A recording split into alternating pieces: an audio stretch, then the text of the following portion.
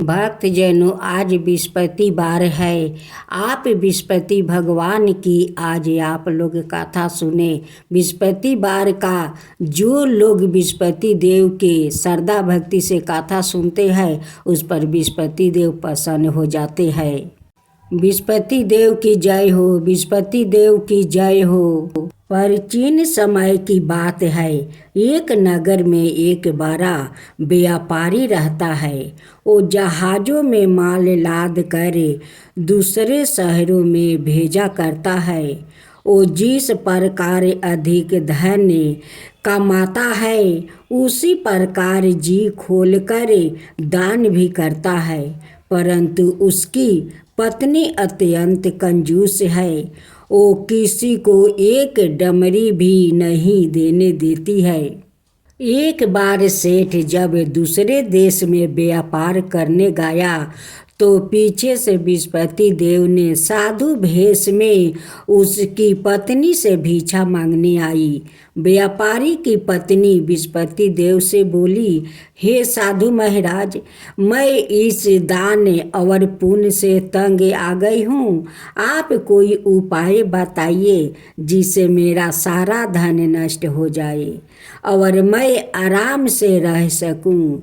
मैं यह धन लुटाता हुआ नहीं देख सकती। बृहस्पति देव ने कहा, हे देवी, तुम बड़ी विचित्रा हो। संतान और धन से कोई दुखी होता है। अगर अधिक धन है तो इसे शुभ कामों में लगाया करो। कुंवारी कन्याओं का विवाह करवाओ, विद्यालय और बाग बगीचा का निर्माण करवाओ। ऐसे पुण्य कार्य करने से तुम्हारा लोक परलोक सार्थक हो सकता है। परंतु साधु की इन बातों से व्यापारी की पत्नी को खुशी नहीं हुई। उसने कहा, मुझे ऐसा धन की आवश्यकता नहीं है जिसे मैं दान दूं। तब बृहस्पति देव बोले, यदि तुम्हारी ऐसी इच्छा है तो तुम एक उपाय करना। 7 बृहस्पतिवार घर को गोबर से लिपना, अपने केश को पीली मिट्टी से धोना, केशों को धोते समय स्नान करना, व्यापारी से हजामत बनाने को कहना, भोजन में मांस मदिरा खाना, कपड़े अपने घर धोना। ऐसे करने से तुम्हारा सारा धन नष्ट हो जाएगा। इतना कहकर बृहस्पति देव अंतर्ध्यान हो गए। व्यापारी की पत्नी ने बृहस्पति देव के कहे अनुसार 7 बृहस्पतिवार वैसे ही करने का निश्चय किया। केवल 3 बृहस्पतिवार बीते थे कि उसी समस्त धन संपत्ति नष्ट हो गई और वो परलोक सिधार गई। जब व्यापारी वापस आया तो उसने देखा कि उसका सब कुछ नष्ट हो चुका है। उस व्यापारी ने अपनी पुत्री को संताना दी और दूसरे नगर में जाकर बस गया। वहाँ वो जंगल से लकड़ी काट कर लाता और शहर में बेचता। इस तरह वो अपना जीवन बिताने लगे। एक दिन उसकी पुत्री ने दही खाने की इच्छा प्रकट की, लेकिन व्यापारी के पास दही खरीदने के पैसा नहीं थे। वो अपनी पुत्री को आश्वासन देकर जंगल में लकड़ी काटने चला गया। वहाँ एक वृक्ष के नीचे बैठे अपनी पूर्व दशा पर विचार कर रोने लगा। उस समय बृहस्पतिवार था। तभी वहाँ बृहस्पति देव साधु के रूप में सेठ के पास आए और बोले, हे मनुष्य, तू इस जंगल में किस चिंता में बैठा है? तब व्यापारी बोला, हे महाराज, आप सब कुछ जानते हैं। इतना कहकर व्यापारी अपनी कहानी सुनाकर रो पड़ा। बृहस्पति देव बोले, देखो बेटा, तुम्हारी पत्नी ने बृहस्पति देव का अपमान किया है, इसी कारण तुम्हारा यह हाल हुआ है। लेकिन अब तुम किसी प्रकार की चिंता मत करो। तुम गुरुवार के दिन बृहस्पति देव का पाठ करो। 2 पैसे के चने और गुड़ को लेकर जल के लोटे में शक्कर डालकर वो अमृत और प्रसाद अपने परिवार के सदस्यों और कथा सुनने वालों में बांट दो। सवाए भी प्रसाद और चरण मृत लो, भगवान तुम्हारा अवश्य कल्याण करेंगे। साधु की बात सुनकर व्यापारी बोला, महाराज, मुझे तो इतना भी नहीं बचता है कि मैं अपनी पुत्री को दही लाकर दे सकूं। इस पर साधु जी बोले, तुम लकड़ियाँ शहर में बेचने जाना, तुम्हें लकड़ियों के दाम पहले से चौगुने मिलेंगे, जिससे तुम्हारे सारे कार्य सिद्ध हो जाएगा। उसने लकड़ियाँ काटी और शहर में बेचने के लिए चल पड़ा। उसकी लकड़ियाँ अच्छे दाम में बिक गई, जिसे उसने अपनी पुत्री के लिए दही लिया और गुरुवार की कथा हेतु चना गुड़ लेकर कथा की और प्रसाद बांट कर सवाए भी खाया। उसी दिन से उसकी सभी कठिनाइयाँ दूर होने लगी। परंतु अगले बृहस्पतिवार को वो कथा करना भूल गया। अगले दिन वहाँ के राजा ने एक बड़े यज्ञ का आयोजन कर पूरे नगर के लोगों के लिए भोजन का आयोजन किया है। राजा की आज्ञा अनुसार पूरा नगर राजा के महल में भोजन करने गया, लेकिन व्यापारी वो उसकी पुत्री तनिक विलंब से पहुँचे। अंत उन्हों दोनों को राजा ने महल में ले जाकर भोजन करवाया।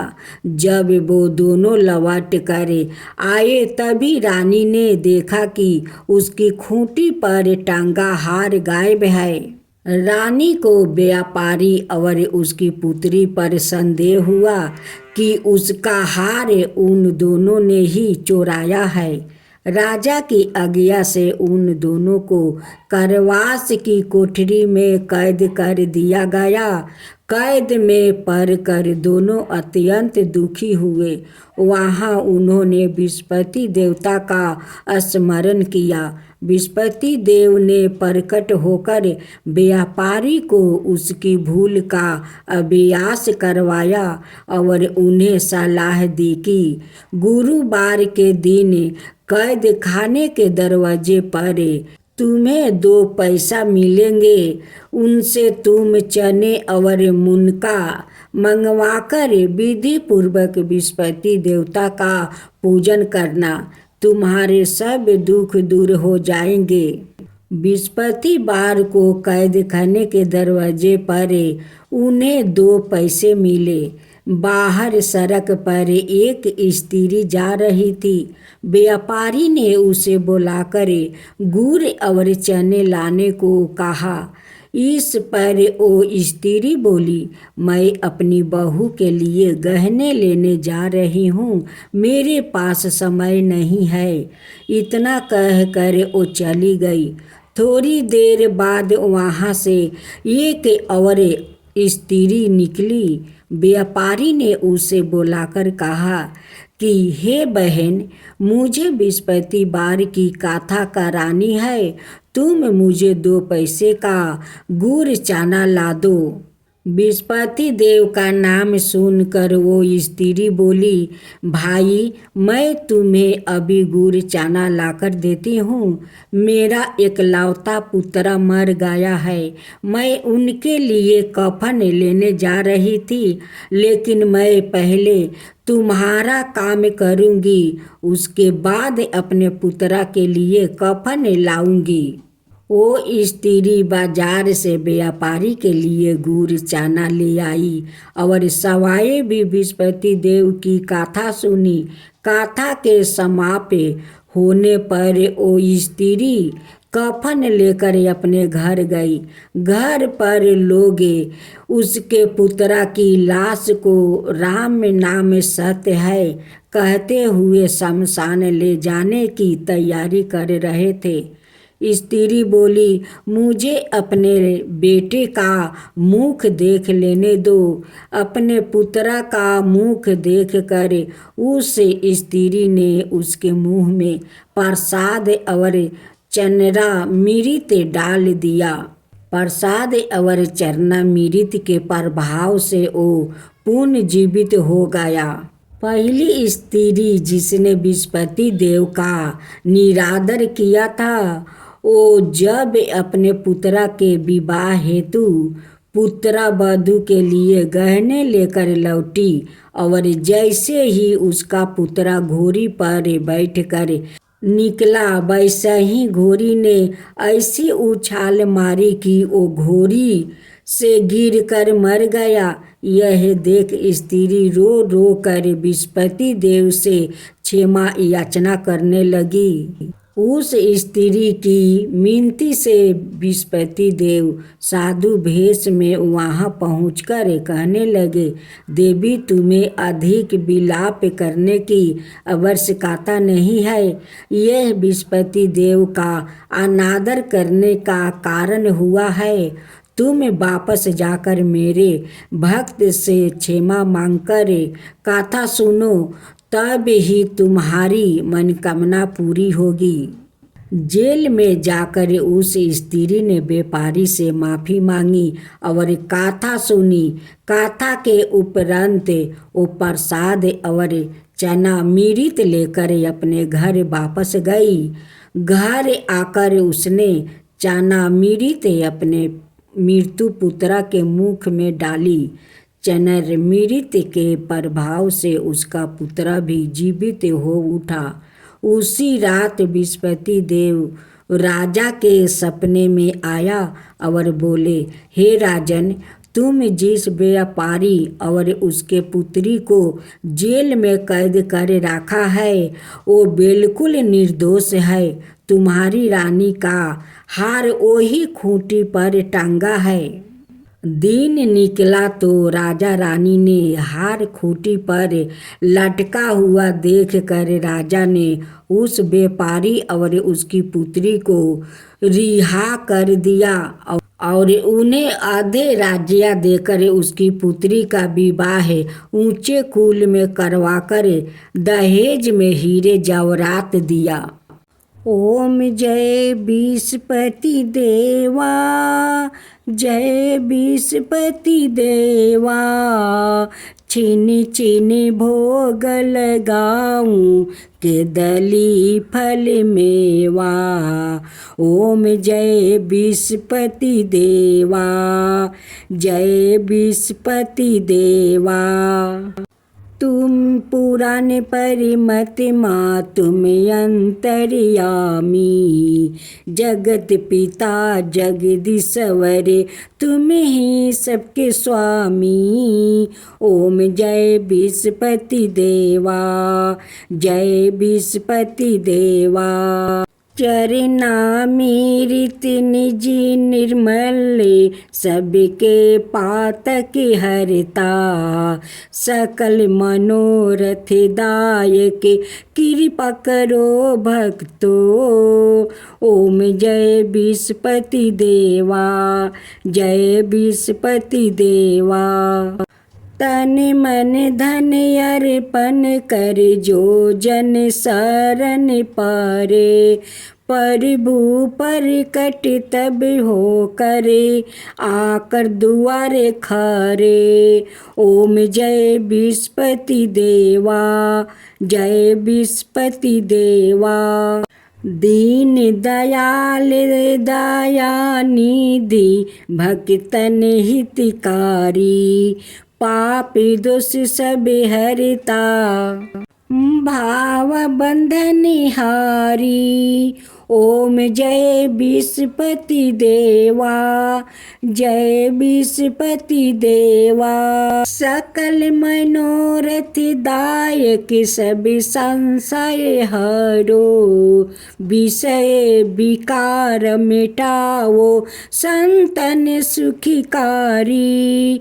ओम जय विष्णुपति देवा, जय विष्णुपति देवा। जो कोई आरती तेरी प्रेम सहित गावे, जेठाय नंदय नंदन कर सो निश्चय पावे। ओम जय विष्णुपति देवा, जय विष्णुपति देवा। सब मिलकर बोलो विष्णुपति भगवान की जय, विष्णुपति देव की जय।